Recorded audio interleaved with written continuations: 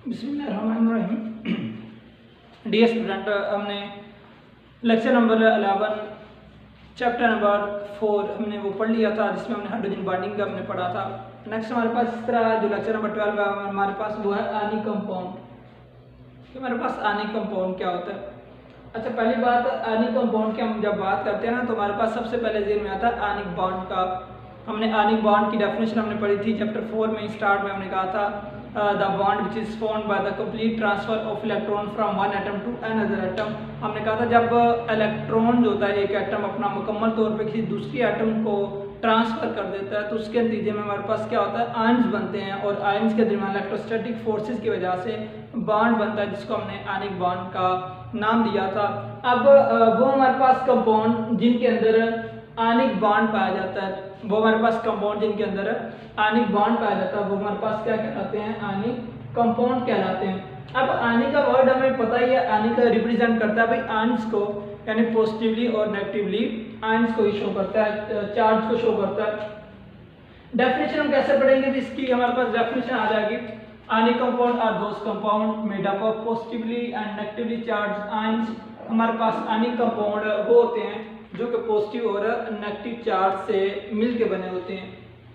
अब मजीद एग्जांपल की बात करते हैं। NaCl, हमने आयनिक बॉन्ड में भी NaCl की एग्जांपल हमने पढ़ी थी, तो यहाँ पे भी हम NaCl की एग्जांपल करते हैं, क्योंकि हमें पता है भी NaCl जो है ये आयन से मिलकर बना हुआ है, positively and negatively charge ion से मिलकर बना हुआ है।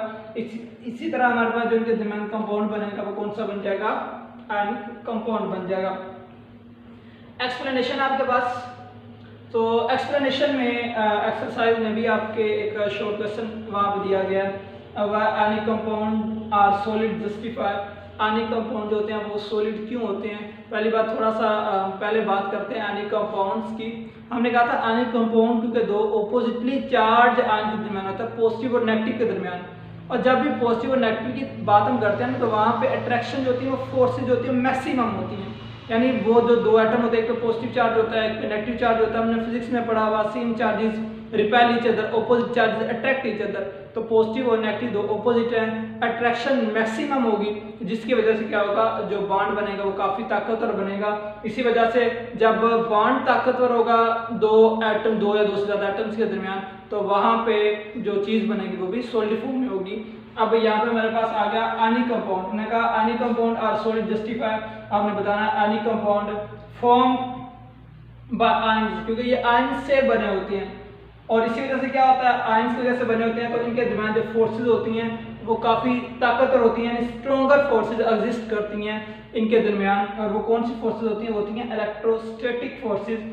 इन्हीं इलेक्ट्रोस्टैटिक फोर्सेज की वजह से क्या होता है, जो ग्रिप होती है एटम्स के आपस में मिलने की वो ज़्यादा हो जाती है, जिसकी वजह से जब ये इनके दरमियान जो फोर्सेज होती हैं वो ताकतवर हो जाती हैं, तो हमारे पास जो बॉन्ड बनता है वो कौन सा बन जाता है, सॉरी बॉन्ड कह रहा हूँ, जो हमारे पास स्ट्रक्चर आ जाता है वो क्रिस्टलाइन सॉलिड आ जाता है। इसी वजह से यानी सॉलिड जो होते हैं उनके अंदर जो फोर्सेज होती हैं वो काफ़ी ताकतवर पाई जाती हैं। तो ये हमारे पास क्वेश्चन था कि वह ionic compound are solid justify, ionic compound solid क्यों होते हैं, क्योंकि हमने बताना है क्योंकि ये हमारे पास जो आयनिक कंपाउंड बनता है वो चार्ज आयन के दरमियान बनता है, इनके दरमियान अट्रैक्शन जो होती है, फोर्सेज जो फोर्स ऑफ अट्रैक्शन होती हैं वो मैक्सिमम होती हैं। इसी वजह से क्या होता है कि ये जो हमारे पास चीज़ बनती है वो कौन सी बन जाती है, सॉलिड बन जाती है।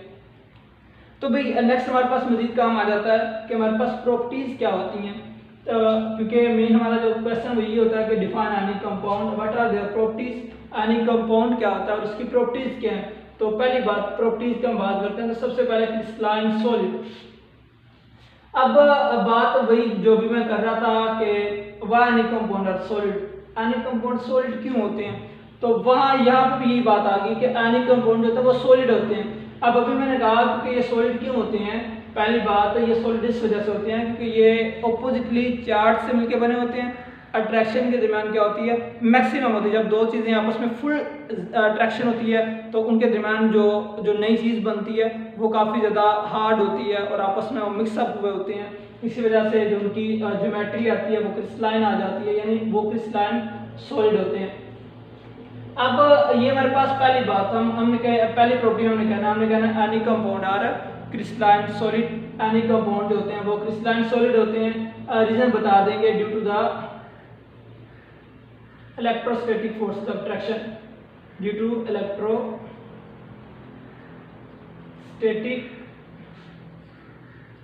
Forces of attraction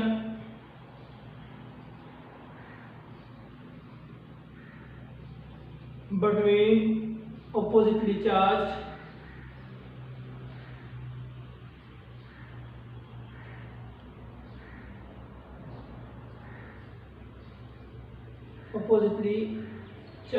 ion।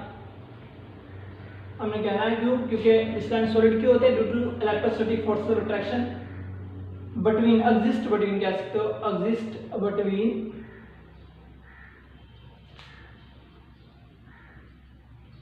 oppositely charged ion। ठीक है, ये हमारे पास आ जाएगा। ये क्रिस्टलाइन सॉलिड क्यों होते हैं, क्योंकि ये दो ऑपोजिट आयन से मिलकर बने होते हैं, वहाँ पे ट्रैक्शन मैक्सिमम होती है, तो इस वजह से जो हमारे पास जो शेप आती है वो हमारे पास क्रिस्टलाइन सॉलिड आ जाती है। अब कंडक्टेंस की बात करते हैं। कंडक्टेंस में भी दो केस हमारे पास आ जाते हैं। एक हमारे पास आ जाता है सॉलिड फॉर्म और एक हमारे पास आ जाता है मोल्टन एंड एक्वस फॉर्म।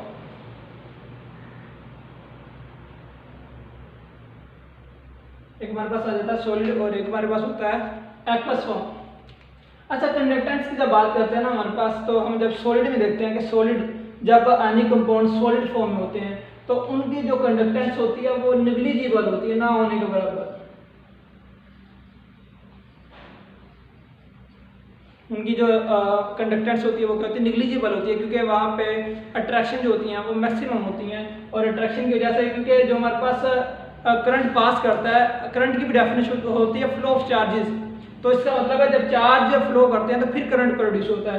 तो सॉलिड में तो अभी हमने कहा कि हमारे पास सॉलिड फॉर्म में होता है, क्रिस्टलाइन फॉर्म हमारे पास होती है, एटम आपस में जकड़े हुए होते हैं, तो वहाँ पे जो एटम होता है वो मूव नहीं करते, तो इसी वजह से उसमें से जो वो इलेक्ट्रिसिटी पास नहीं करती, तो हम कहते हैं कि जो सॉलिड होते हैं वो निग्लिजिबल इलेक्ट्रिक जो कंडक्टेंस वगैरह होती है वो बिल्कुल निग्लिजिबल होती है, ना होने के बराबर होती है। फॉर एग्जाम्पल NaCl है, यानी नमक आपके पास है, वो उसमें से अगर आप कोई बिजली वगैरह गुजारना चाहेंगे जब वो सॉलिड फॉर्म में होगा तो बिल्कुल पास नहीं करेगी। लेकिन जब हम मोल्टन एंड एक्वस फॉर्म की बात करते हैं, या अगर आप नमक को पिघला लेते हैं या आप उसको पानी में हल कर देते हैं तो फिर गुड कंडक्टर होगा, क्योंकि आयंस वहाँ पे काफ़ी ज़्यादा हो जाएंगे। फिर क्या होगा, फिर good conductor of heat and electricity. तो आपने भी ये आपके पास ये भी एक्सरसाइज में क्वेश्चन दिया गया, इंपॉर्टेंट क्वेश्चन है, why any compound are good conductor of heat and electricity in aqueous and molten form। वो पूछेंगे कि जो any compound होते हैं वो aqueous form और molten form में अच्छे कंडक्टर क्यों होते हैं, वो आपने रीजन भी बता देनी है। रीजन क्या, due to the presence of free ions. इसकी रीजन क्या है हमारे पास, due to the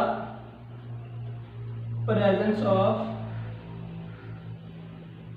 free ions, क्योंकि इनके अंदर जो होते हैं फ्री आयंस ज़्यादा हो जाते हैं, जिसकी वजह से क्या होता है, फॉर एग्जाम्पल NaCl, उसको हम पानी में डिप करेंगे तो NaCl जो है, फॉर एग्जाम्पल ये हमारे पास, तो हमने इसमें NaCl जब ऐड किया तो क्या होगा, Na पॉजिटिव आयन और साथ में Cl नेगेटिव आयन क्रिएट हो जाएंगे। अभी मैंने कहा flow of charges call current, यहाँ पे चार्जेस जो है काफ़ी ज़्यादा प्रोड्यूस हो जाएंगे, वो मूव करेंगे, जिसकी वजह से क्या होगा, जो इलेक्ट्रिसिटी है वो प्रोड्यूस हो जाएगी। अब हमारे पास थर्ड प्रॉपर्टी आ जाती है high melting and boiling point. इनकी जब मेल्टिंग और बॉइलिंग पॉइंट की बात करते हैं तो काफ़ी ज़्यादा इनके मेल्टिंग बॉइलिंग पॉइंट होता है, क्योंकि ये सॉलिड होते हैं, इनको ब्रेक करना, इनके दरमियान फोर्सेज होती हैं वो ताकतवर होती हैं, उनको तोड़ना टफ होता है। इसी वजह से हमें क्या करना पड़ता है, मेल्टिंग पॉइंट और उनका बॉइलिंग पॉइंट ज़्यादा होता है। मेल्टिंग पॉइंट हम अपने अगर अल्फाज में कहें तो हम कहेंगे जिसपे वो चीज़ पिघलना शुरू करती है, बॉइलिंग पॉइंट हम कहेंगे जिसपे वो चीज़ उबलना शुरू करती है।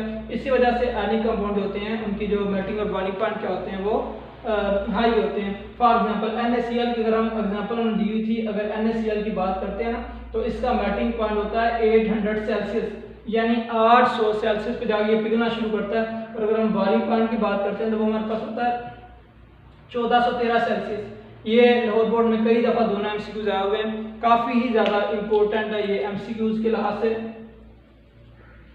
बॉइलिंग पॉइंट जो होता है वो 1413 सेल्सियस होता है इसका NaCl का, और इसी तरह इसका मेल्टिंग जो पॉइंट होता है वो हमारे पास कितना होता है, वो हमारे पास होता है 800 सेल्सियस। अब इस तरह सोलिबिलिटी की बात करते हैं, क्योंकि ये चार्ज स्पीशीज होते हैं, यानी इनके ऊपर चार्ज होता है, तो ये क्या करते हैं, पानी में जल्दी हल हो जाते हैं। हम कहते हैं soluble in water, soluble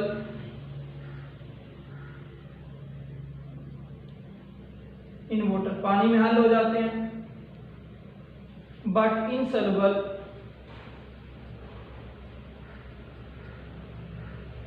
in organic solvent.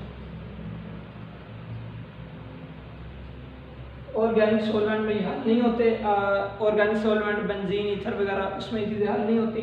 ये पानी में क्या होते हैं, ये हल हो जाते हैं, क्योंकि वो चार्ज स्पीशीज हैं और वाटर जो होता है उसका भी पोलर नेचर होता है। एक टर्मिनल पे पॉजिटिव चार्ज होता है, दूसरे पे नेगेटिव चार्ज होता है। और ये मजीद हम आगे जाके पढ़ेंगे, ये वाले जो रूल्स हैं कि कौन सी चीज़ किस चीज़ में हल होती है, मजीद चैप्टर नंबर हम 6 में जाके इस चीज़ को जो पढ़ेंगे। अभी तक हमारे पास ये टॉपिक था, आने का कौन क्या होते हैं, एग्जाम्पल, उसके बाद एक्सप्लेनेशन में जो क्वेश्चन एक ही बनता है वो आपने कर लेना है। प्रॉपर्टीज ये हमारे पास है, ये आपने काम करना है। तो मेरे ख्याल से इंशाल्लाह ये काम जो है वो हो जाएगा। इंशाल्लाह नेक्स्ट लेक्चर में मिलते हैं। अल्लाह हाफिज़।